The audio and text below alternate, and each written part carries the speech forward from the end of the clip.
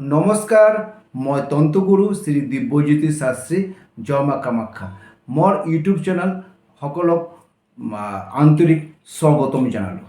আজি মই মেঘ ৰাশি লৈ আলোচনা কৰিম। মেঘ ৰাশি অক্টোবৰ মাহটো 31 অক্টোবৰলৈকে 1 তাৰিখৰ পৰা 31 অক্টোবৰলৈকে কেনেকৈ যাব এই লৈ আলোচনা কৰিম। প্ৰথমত হ'ল আপোনাৰ মেঘ ৰাশি ৰাশিৰ যি অধিপতি মালিক হ'ল মংগল।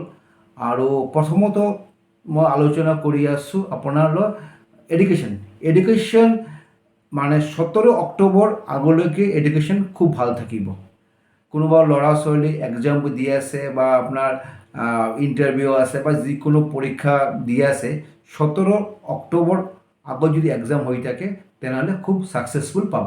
17 অক্টোবৰৰ পিছৰ পৰা আপোনাৰ কিন্তু ইমান ছাকচেছফুল নাপাব। যিকোনো বিষয়, সেইটো আপোনাৰ এডুকেশ্যন ছেক্টৰ হ'ব পাৰে বা গভৰ্ণমেণ্ট ছাৰ্ভিচৰ ক্ষেত্ৰত পৰীক্ষা দি আছে হ'ব পাৰে বা যিকোনো ক্ষেত্ৰত ইমান এডুকেশ্যন অকণমান ইমবেলেঞ্চ হৈ থাকিব। ছেকেণ্ড টাইম আহি যাওক আমাৰ মানে লাভ, প্ৰেম ভালোবাসা লৈ আলোচনা কৰিম মেঘ ৰাশি। এই মাহটো 1 তাৰিখৰ পৰা অক্টোবৰ 1 তাৰিখৰ পৰা 31 তাৰিখলৈকে অকণমান মিছআণ্ডাৰষ্টেণ্ডিং থাকিব। দুজনৰ মাজতে সৰু সৰু কথালৈ অকণমান কিন্তু আপোনালোকৰ প্ৰব্লেম ফেচ মানে সৰু সৰু কথা কাজিয়া হ'ব পাৰে আৰু অকণমান কেয়াৰফুল থাকিব। তাৰ কাৰণে আপোনালোকে ব্ৰেকআপ হোৱাৰ সম্ভাৱনা খুব বেছি থাকে। কিন্তু 18 অক্টোবৰৰ পিছত লাহে লাহে অলপ অলপ ইম্প্ৰুভমেণ্ট, মানে ভালৰ দিশৰ পৰা ইম্প্ৰুভমেণ্ট পাব। আৰু ছেকেণ্ড টাইম আহি যাওঁ আমি মেৰিজ লাইফ, যোনটো বিয়া শাদী কৰি আছে, ফেমিলি মেম্বাৰৰ লগত ইমান এডজাষ্টমেণ্ট ঠিক থাকিব। কিন্তু তাত আপোনাৰ ৱাইফৰ বা হাজবেণ্ডৰ আপোনাৰ কিন্তু এইখিনি সময় কিন্তু আপোনাৰ হেল্থ ইছ্যু থাকিব। মূৰৰ বিষ, পেটৰ প্ৰব্লেম, কঁকালৰ বিষ, ভৰিৰ বিষ লৈ থাকিব কিন্তু। আৰু বিশেষকৈ হ'ল ভাগ্য, কেৰিয়াৰ আৰু বিজনেছ।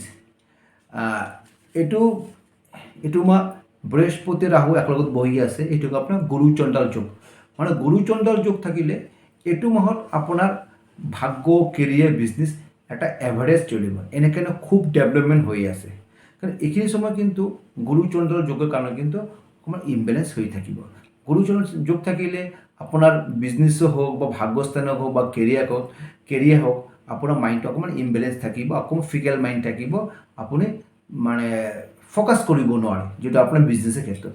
তাৰ কাৰণে অকণমান বি কেয়াৰফুলি থাকিব। আৰু ছেকেণ্ড টাইম হ'ল আপোনাৰ 17 অক্টোবৰৰ পিছৰ পৰা, মানে 17 অক্টোবৰ বা 18 অক্টোবৰৰ পৰা 31 অক্টোবৰলৈকে আপোনাৰ খুব সাৱধান থাকিব।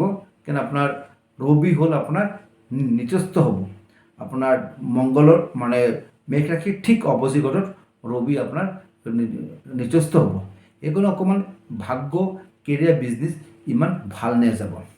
আৰু যদি ভাবি আছে নতুন কিবা বিজনেছ কৰিব বা নতুন বিজনেছ হওক বা প্ৰপাৰ্টি ডিল কৰক বা নতুন কিবা গাড়ী কিনিব, সম্ভৱ হ'লে 17 অক্টোবৰ আগত কিনিব। কাৰণ 18 অক্টোবৰৰ পৰা 31 অক্টোবৰলৈ ইমান মেঘ ৰাশিৰ ভাল সময় নাই। চ' আপোনাৰ কেয়াৰফুলো থাকিব। সৰু এটা মই টিপছ দিম, যিটো আপোনাৰ অক্টোবৰ 1 তাৰিখৰ পৰা 31 তাৰিখলৈ কৰিব, খুব ভাল পাব। সৰু এটা মন্ত্ৰ জপ কৰিব পাৰে। নহ'লে আপোনাৰ এটা কাম কৰিব, এটা মন্ত্ৰ লিখি আছোঁ, ওম হুম শ্ৰীং মংগলায়। এই মন্ত্ৰটি ৰোজ সদায় আপোনাৰ 28 বাৰ জপ কৰিব। কমত যদি হয় 9 বাৰ কৰিব। ওম হুম শ্ৰীং মংগলায় এই মন্ত্ৰটো 8 বাৰ বা 28 বাৰ জপ কৰক। মেঘ ৰাশিখনে ভাল ফল পাব। নমস্কাৰ।